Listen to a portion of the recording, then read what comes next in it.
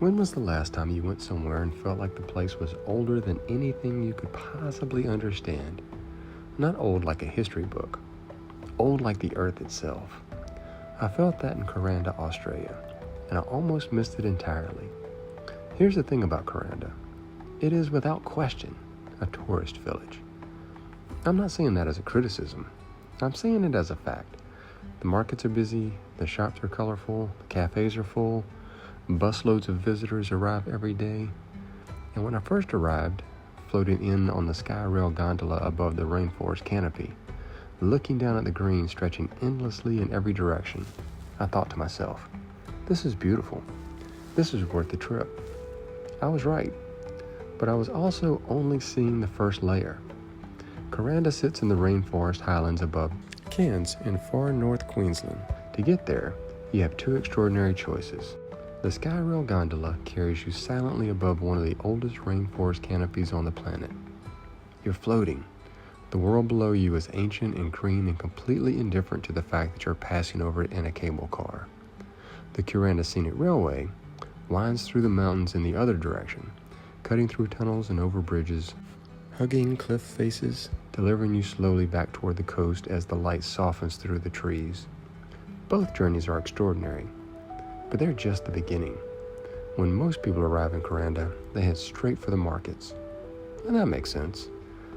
The markets are vibrant and alive and full of the kind of color that makes you reach for your camera.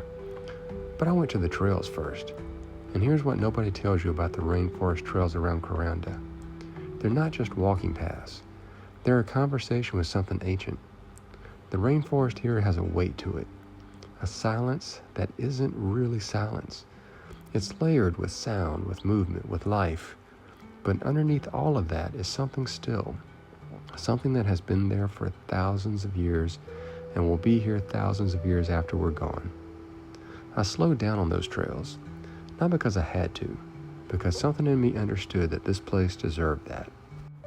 The Djabugay people have lived here for thousands of years. Their connection to this land isn't the kind of history you read about in a museum. Something framed safely behind glass. It's alive. It moves through the trees and runs beneath the soil and rises up through the trail beneath your feet if you're paying attention. I'm a slow traveler. I call what I do soul seeing, which means I'm not just passing through a place. I'm trying to feel it. And standing on those trails, I felt something I didn't expect from a village full of tourists and souvenir shops. I felt deep roots.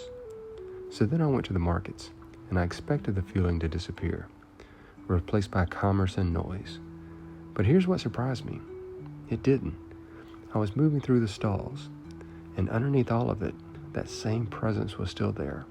Quiet, ancient, unbothered by the busyness happening on top of it. The people have a connection to this land that doesn't disappear when the tourists arrive. It doesn't clock out when the markets open. It simply is, running beneath the surface like an underground river, constant and patient and older than anything we came to see.